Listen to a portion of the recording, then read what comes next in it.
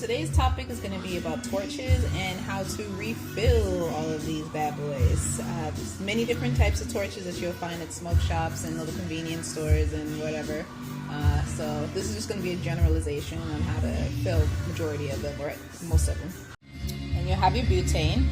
So the butane, mostly they all have just a typical nozzle that you would use to press inside the valve of your torch. So this is how it technically would go. You'd place your torch upside down, place your nozzle of your butane inside the valve here, and just press down until you hear like a sputtering sound. So yeah, this is what it would sound like. That sputtering that just made, that usually means it's filled up. I kind of was already filling this one up, so it shouldn't need too much to fill. But typically they don't take too long to fill anyway, usually about like a couple minutes, if that. Yeah, so that's how you would refill a torch. All of these smaller torches, they would all refill the same exact way that you would fill the larger one here.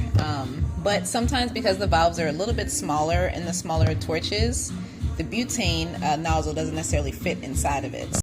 So every butane is going to have a cover that always has these little tips that are inside there. And the tips, they pretty much are just used for any torches that the valve is a little bit smaller, so the regular nozzle in the butane can't fit it. So you can either just pop these right out, or you can kind of just place the nozzle of it inside any of the tips that you choose and just spray down into your torch. Another thing I want to point out is most torches have like a locking mechanism to make sure that the flame doesn't just go off by itself. So like this particular one actually has a locking mechanism on the side here. You can just press it up or down so you can lock the flame. Some, like this particular one here, actually doesn't have a button. It has a cover that you would just cover the dial and the igniter button to make sure that it doesn't accidentally get pressed.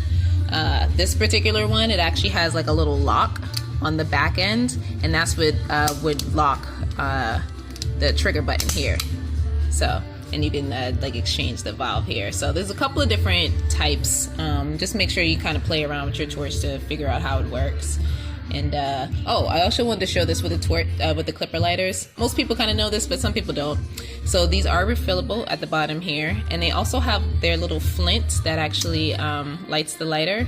You can pull it out and use it to, you know, refill any cones, joints, whatever you're kind of smoking, and you just pop it right back inside there, and there you go, got your flame again. These are kind of collectible lighters. Just a few other pointers that I don't think I said in the video that I kind of remembered after the fact. After you fill your torches, wait a couple minutes before you actually light the flame. It's going to be kind of cold when you're refilling the torch with your butane or whatnot, so you want to let it settle inside your torch before you start lighting it up. So yeah, about 3 to 5 minutes or whatever, depending on the size of your torch. You want to give it a few minutes.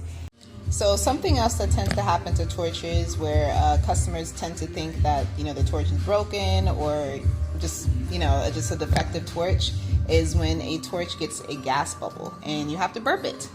Now don't get me wrong, sometimes there's a faulty torch, it happens, don't get me wrong, but a good chunk of the time it's usually just an air pocket just built up and customers don't know how to take it out.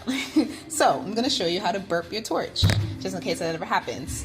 Now, to give an example of what that is if you're trying to turn your torch on, and let me show you, instead of it coming out as a flame, it comes out as like air.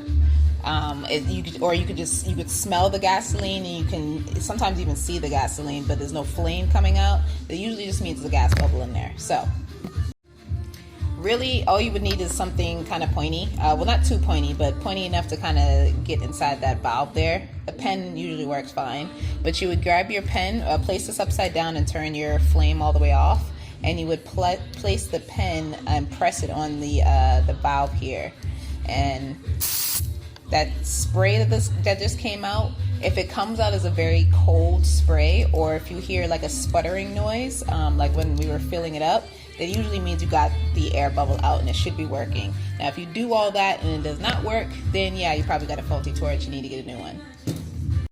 So yeah, any other questions that you guys have about torches, anything I didn't mention, just let me know in the comments, and yeah.